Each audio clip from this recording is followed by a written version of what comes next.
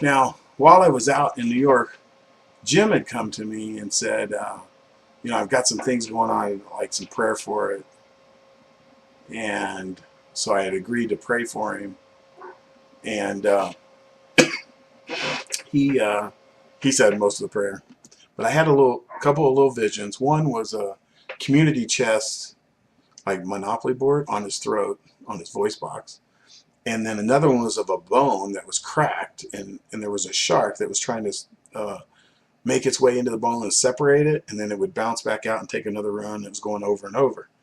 And at the end of the prayer, I asked Jim, I said, sometimes when I pray, I get a little vision or something. I said, do you care if I share that with you? And I didn't know, but he had already talked to somebody who told him that I get visions. And he said, yes, I want to hear it. So I told him about the voice box thing. He said, I don't know anything what that is. And I said, and then I showed him the bone, told him about the bone thing. He said, can you draw it? Did you see it very clear? I said, yeah, I saw it perfectly clear. And he said, can you draw this out? And I said, well, I'm not much of an artist, but I can show you about, what it is. And so I drew it as best I could, and didn't do too bad, and drew the crack. And he just looked at me, he was tearing up, and he said, that's my neck bone. I said, really? He said, here's what happened. He said, a couple years ago, I wrecked my truck and went through the windshield and broke my neck.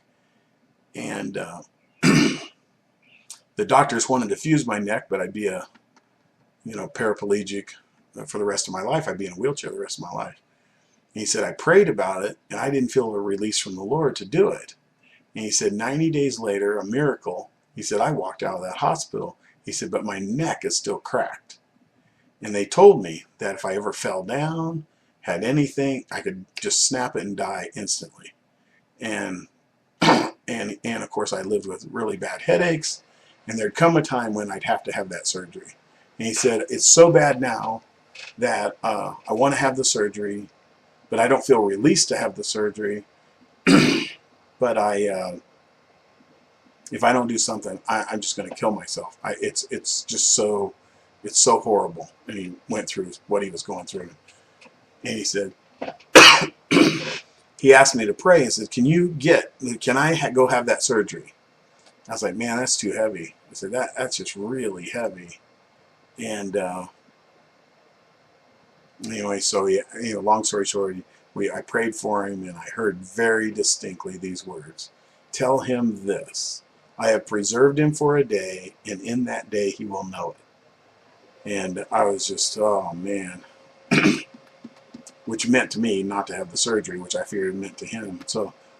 Uh, so I prayed again, and I heard it repeated exactly like that again. And he saw that I got something. He said, okay, tell me. And I said, Jim, this is pretty rough. I said, I'll tell you what I heard as long as you promise to get a confirmation of this from someone else. Don't just take what I'm hearing. And he said, okay. And so I told him. And I looked up at him, and it was like 1,000,000 pounds fell off of him. He said, I can live with that. He said, I'm okay. And I knew to him he wasn't going to get the surgery. And on 9/11, what I've been told is when everybody else was running away, Jim ran down there, and he yelled because it was real chaotic. He stood in a particular place, and through the fog and all the debris, uh, dust, he was yelled through it and guided people out of the World Trade Center at a critical point where, and what I've been told is he helped save hundreds and hundreds of people's lives by getting them out of there and away from the World Trade Center. And that night, he went back and laid down on his couch and died. And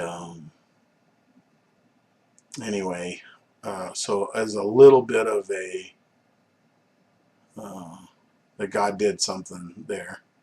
I heard that Mayor Giuliani went to his funeral, but I believe he died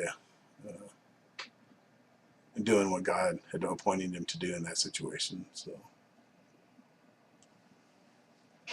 but that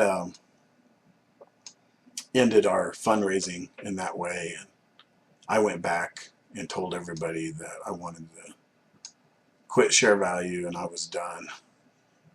I was so discouraged. And I also felt that the war and the time period in which I had seen in my 10 Dreams had already started, and I felt as if I was too late. And that was that at that time.